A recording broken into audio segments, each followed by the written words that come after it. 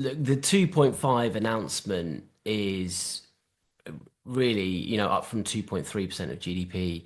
It is just kind of filling in a few of the very, very many gaps that we have in our forces, readiness, munitions, stockpiles, all the rest of it, right? And actually, to do credible defence of the Euro-Atlantic area with allies, and they would also need to increase their spending. We're looking at 3% as an absolute minimum, probably 3.5, right? So that 3.5 from where we are now is another sort of 25 to 30 billion pounds per year on defence.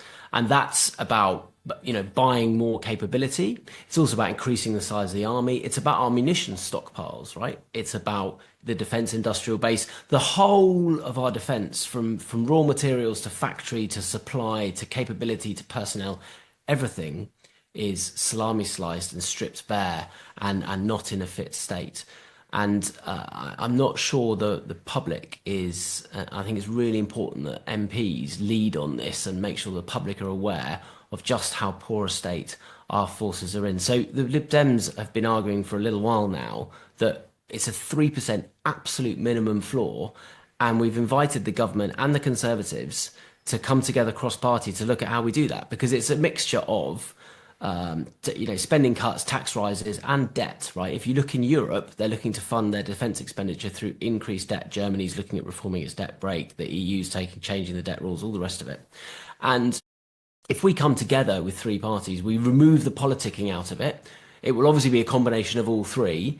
But if it does involve debt, then going to the bond markets, because that would mean, changing the fiscal rules. If we've got the three main parties in the UK going to the bond markets and agreeing, that makes it easier for the government to borrow that money at a lower rate of interest. And so that's our proposal, is that we actually sit down and talk about this. This is a national emergency and we need to get ahead of it. And the idea that you can spend 3% at some point in the next parliament is for the birds with the current threat environment and the current state of our forces.